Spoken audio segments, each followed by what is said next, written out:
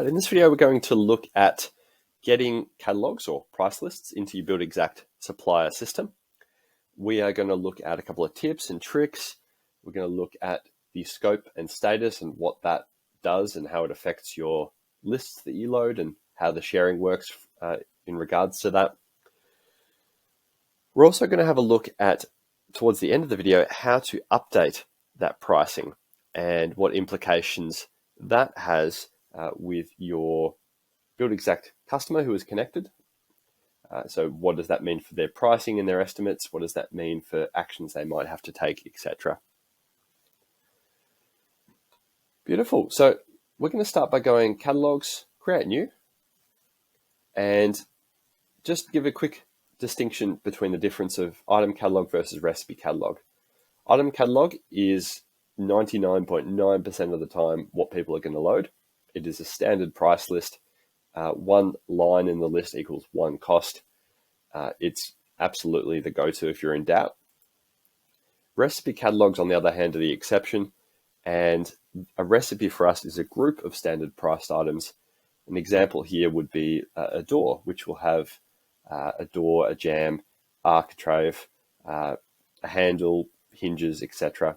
as a bundle. So a recipe is a bundle of items or a composite of priced items, and you can definitely import them, but for the majority of people, they'll be importing catalogs. Sorry, item catalogs specifically. Now I'm going to name this new list I'm bringing in. I'm going to call it November list.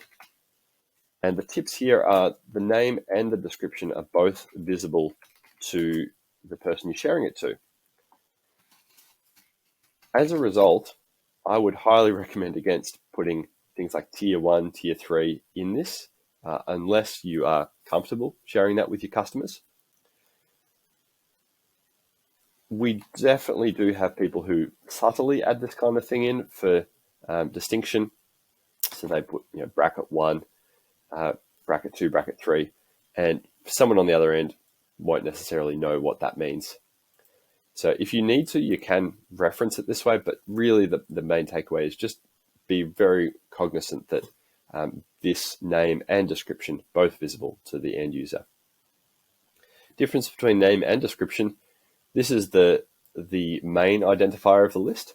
Description is more about the contents. So you might have a November list for timber and hardware, and another one for paint and decorating, another one for landscaping, and you can have several lists with varying descriptions. Contact will always be you. You're issuing the list, and this tick box just says that you want to import it from Excel. We'll go Start Import.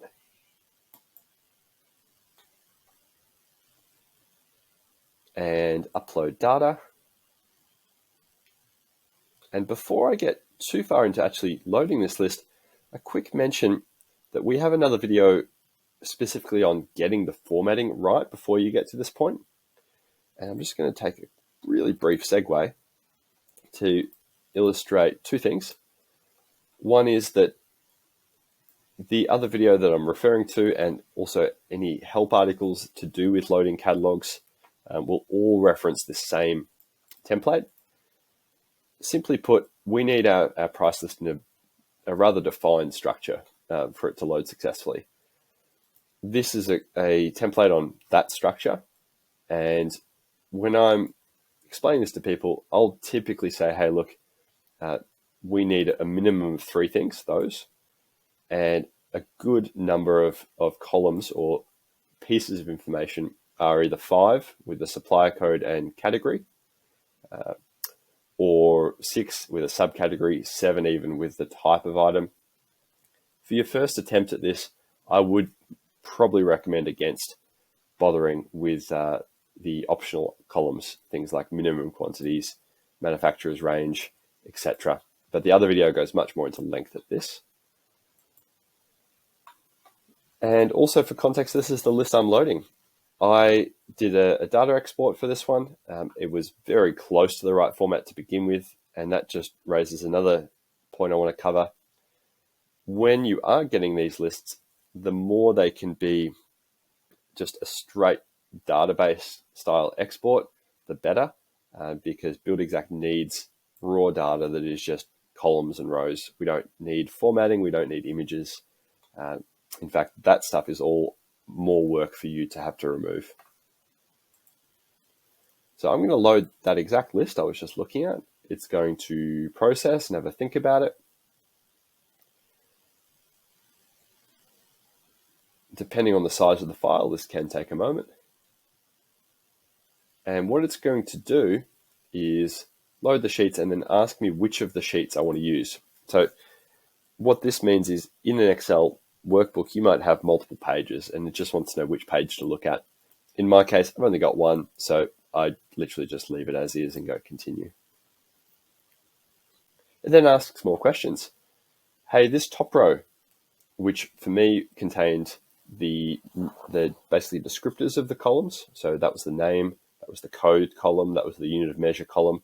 It wants to know, are they the headings? And yes, they are. It then takes a step forward and says, great. So the name column, that equals a description column in Buildxact. It wants you to basically play the matching game. So the way I'm reading this is saying, name was the Excel columns heading. Examples were passage head Amelia Lever, so they're handles. And in Buildxact, we call them descriptions. And this is another great reason to reference this template because it has more detail about what each thing is, also examples, and this will help clarify. Code, we call that supplier code. That's perfect. Unit of measure, we call that unit of measure. Price X, we call that unit cost, which is there. Group, we call that category. And while I'm in this particular dropdown, I mentioned or referencing the template, how we had a lot of different columns. This dropdown has a lot of different things. It is very uncommon that you'll be using anything below the top, say 6 or 7, in my opinion. Group is category, subgroup is subcategory. Customer reference I put here solely so I can show you to ignore things if you need. Ignore. And review. Any problems in this will be red. So for example, I can make a problem by putting a letter in that. It's going to not be really happy. Other problems it'll highlight are duplicate item codes, cells that are too long. And a great way to highlight this is use this little filter. Just show me all the problems. And in my case, there are none. If that's all good, I can proceed. Load it in. And it's going to crunch away in the background. So it's this list here, November list 1. Notice the default state or scope for this is public and draft, meaning it's not actively being shared to anyone. So let's dig into what these statuses and scopes mean. Now, I've just opened the list and it takes me straight to the details page, which is where I control the scope, the status. I can add notes, which are internal to me. But most important is scope and status. So scope is who is this list visible to? Public means everybody. Managed means it'll add an extra column and we delve into the world of access control. So managed is basically only people who I say can see it. And there's a few ways I can handle this, either by bulk importing a list of either customer numbers or customer emails who are allowed to see it, or I can go through the clients menu and do it one by one. And we'll talk more about this in the video about how to actually share the prices. But managed is basically, it's got a limited view. It's really good if you're going to do tier 1, tier 2, tier 3, and you can then control who is in each of those tiers. Hidden means it's literally never going to leave this account. It's actually just an internal list for you guys. So I'm going to say this is public. Most of the time that'll be RRP lists. I'm going to say it is published, which is the status. So any list, whether it be public, managed, etc., will also have a status, whether it's either draft, i.e. not live, published, live, expired, it's done its time, and it's no longer live. Archived is basically deleted. We just store it for reference, and by the time it gets to this, we definitely get some users who just delete the list. So if it says published, it means that it is actively available to people to view and subscribe to. Now, before we move on to how to update pricing, I just want to show you the list that we've actually loaded, which is this one here, and hopefully it finishes in just a moment. In fact, just while it's still loading, I might give it a bit more time. I've loaded this one in the past. This is what it looks like. So the end result of loading this list is that we will have it broken into categories, subcategories, and the reason this is relevant is when your builder or customer end user in Buildxact is searching for things, they go through the similar format. So they are able to search by category, by description, by item code, if there is one there. And the more organized you can make a list, the better the experience for that end user. Beautiful. Now let's return to how to update pricing. Now this is a section that different people will navigate in different ways, but there is really, when you boil it down, there's two ways of tackling it. So what we're doing, well, the question we're trying to answer is, hey, this was a November list. It's now January and I want to update it. How do I go about it?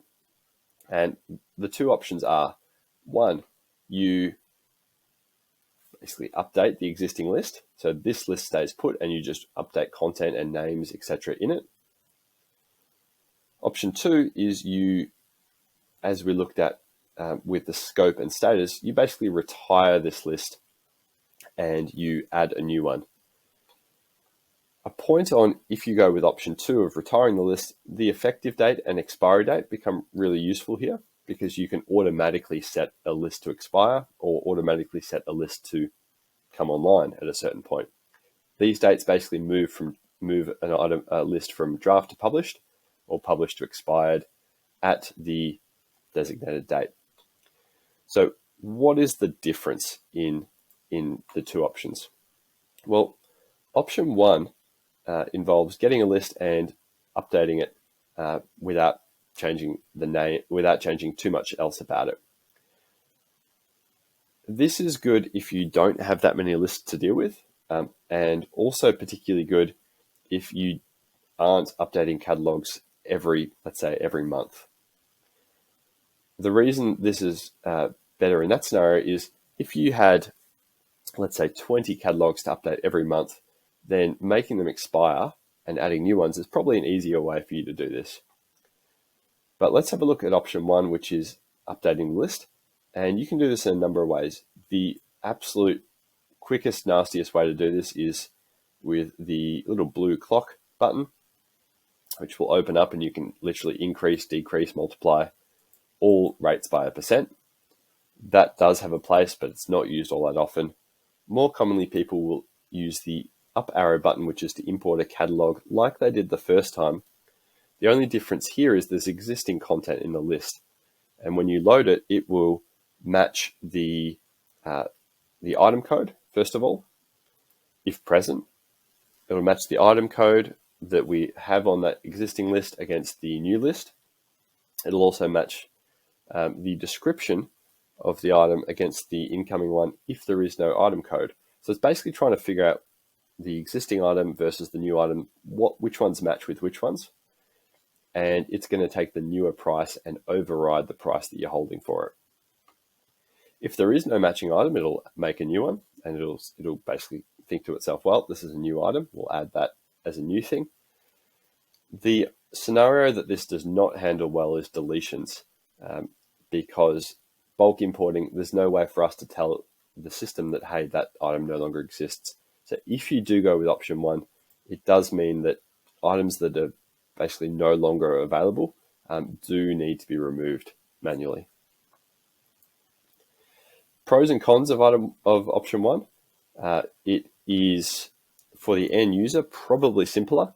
They will get alerts when they are estimating, little pop-ups that say, hey, this price has changed, and they just approve that, and they go, yep, accept the new price.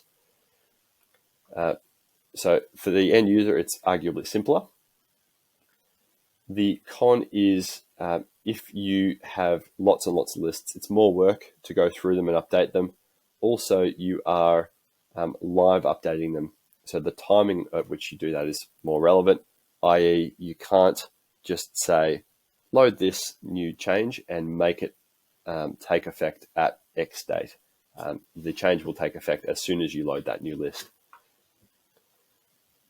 Option 2, which we went through before, but I'll just go through what option 2 is again in case you've forgotten it.